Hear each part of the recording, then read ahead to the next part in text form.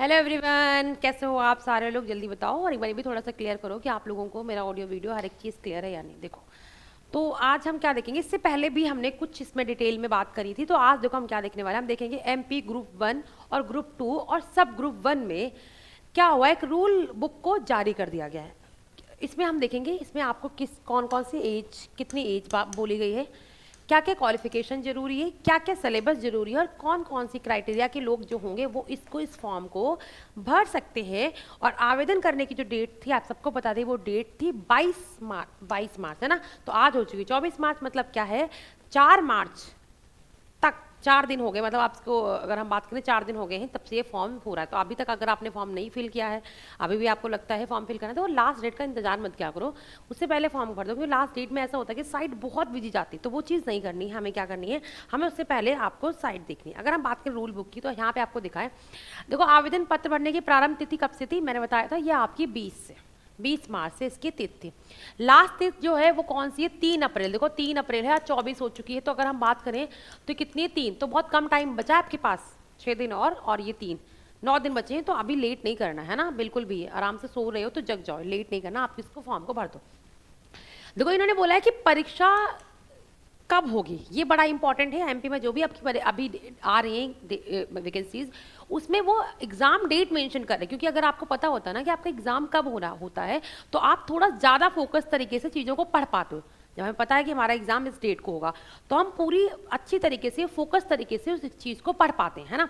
तो इन्होंने देखो बोल दिया, संवाहित बोला, ऐसा बोला है कि हाँ ये हो सकती है, ये डेट, ये एग्जाम हम इस डेट को करा सकते हैं। वो कौन सी डेट है, वो है 25 मई, है ना। तो डेट भी देखो आ गई है, एग्जाम कब होगा, ये 25 मई को एग्जाम होगा, है ना। टाइम बहुत कम है। फीस कितनी है आपको पता है, 500-250, वो आप अपने हिसाब से देख लेना। फीस पेपर जो आपको पता है, 2 पेपर जो होते हैं वो सेकंड और फर्स्ट 2 पाले पेपर होंगे, ठीक है। पेपर जो होगे 3 घंटे का पेपर होगा। पेपर कितने आवर का होने वाला, पेपर जो होगा वो आपके 3 घंटे का पेपर होगा। क्लियर हो, पेपर कितने घंटे का होगा, पेपर जो है वो आपके 3 घंटे का होगा। तो आप ये मान के चलो जो आपका पेपर होने वाला है वो कब होगा, वो आपका 25 तारीख को होगा, 25 मई को। ये चेंज भी हो सकता है, उन्होंने ऐसा मेंशन करा है कि ऐसा कंफर्म ही नहीं है कि पेपर 25 को होगा। पेपर आपका जो है वो आपका चेंज भी हो सकता है। पूरा नोटिफिकेशन मैंने अभी आपको जारी कर लिया। आप देखो यहाँ पे जो हमारी इंपॉर्टेंट चीज़ें हैं वो हम यहाँ पे एक बार देख लेते हैं ना। आप देखो यहाँ पे क्या है, यहाँ पे देखो इन्होंने बोला समूह 1, मतलब जो ग्रुप 1 था उसका उप समूह जो 1 था, उसमें देखते हैं कि क्या क्या इन्होंने चीज़ें मांगी हैं। अगर हम बात करें उसकी, तो वहाँ पे उन्होंने, आप देखो अगर हम सिलेबस की बात करें, सिलेबस सबका सेम ही होता है। तो यहाँ पे देखो ग्रुप 1, देखो यहाँ पे क्या लिखा है, ग्रुप 1 सब ग्रुप 1 का सिलेबस क्या है। देखो उन्होंने क्या बोला है, 200 नंबर का पेपर आएगा। कितने नंबर का पेपर आएगा, पेपर जो होगा वो आपके 200 नंबर का पेपर होगा, ठीक है।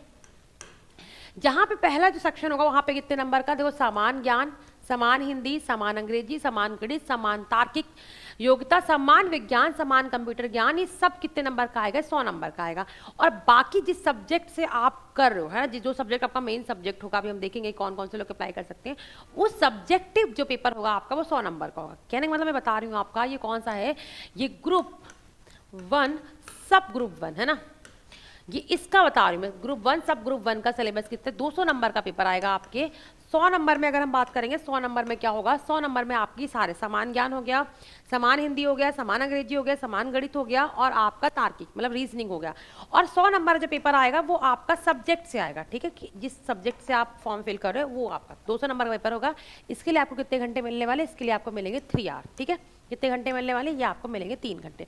अब देखो यहाँ पे एक चीज़ और देख लो, यहाँ पे अगर हम बात करते हैं आपकी आयु सीमा की कितनी होगी, देखो यहाँ पे लिखा न्यूनतम आयु सीमा कितनी है, 18 वर्ष, ठीक है। न्यूनतम कितनी है, 18, और अधिकतम कितनी होनी चाहिए, 40। मतलब अगर मैं आपकी एज की बात करूँ, मैं यहीं पे लिख दे रही हूँ, न्यूनतम कितनी है 18 और अधिकतम कितनी है 40 मैक्सिमम। तो ये किसके लिए, जनरल कैटेगरी के लिए, ठीक है। बाद में आपको पता है ओबीसी अगर कैटेगरी में आप आते हो या फिर आप एससी और एसटी कैटेगरी में आते हो, तो आपको यहाँ पे छूट मिलती है। तो आप अपने हिसाब से देख लेना कि आप कौन से कैटेगरी में आते हो। छूट की बात है यहाँ पे करें तो 5 साल यहाँ पे छूट मिल जाएगी इनको, एससी एसटी वालों को 3 साल यहाँ पे मिल जाएगी। तो ये छूट भी आपको याद रखना है, ठीक है। बाकी वैसे ही आपको पता होना चाहिए 18 से लगा के 40 साल क्या है, ये इसकी आयु होती है। क्लियर हुआ, 40 साल क्या है, ये आपकी एज है, ठीक है, समझ लो। बाकी अभी हमने देख लिया पेपर कितने नंबर का आएगा, 200 नंबर का आएगा, और एज कितनी है 18 से 40, और बाकी ओबीसी और अगर आप एससी एसटी कैटेगरी में आते हो तो आपको एज मिलेगा। आप देखो इसमें देखते हैं और कुछ आगे है, तो यहाँ पे मैंने बता दिया आपको कितना। अब देखो एज कैसे कैलकुलेट होगी, ये आपकी 1 जनवरी 2024 से निर्धारित की जाएगी, इससे पहले, ठीक है। अब देखो एक चीज़ और देखते हैं, कुछ और भी इंपॉर्टेंट हमारे लिए, वो भी हम देख लेते हैं। ठीक है, और देखो इन्होंने यहाँ पे देख रखा है कि कैसे आपका आरक्षण दिया जाएगा, वो बात भी इन्होंने मेंशन कर दी है कि आरक्षण हम कैसे कैसे देंगे, सब चीज़ उन्होंने इस नोटिफिकेशन में दे दी है। मेनली हमारे लिए इंपॉर्टेंट क्या था, इंपॉर्टेंट ये था कि कितना मतलब कौन कौन से लोग इसे अप्लाई कर सकते हैं, हमने देख लिया एज कितनी होगी। ठीक है, हमने ये भी देखा कि सब्जेक्ट कैसा आएगा, हमने हर एक चीज़ अप्लाई देख ली है। तो यही इन्फॉर्मेशन मुझे आप लोगों को देनी थी। आप सब लोग अपना बहुत अच्छे से ख्याल रखो। Bye bye, take care and thank you so much.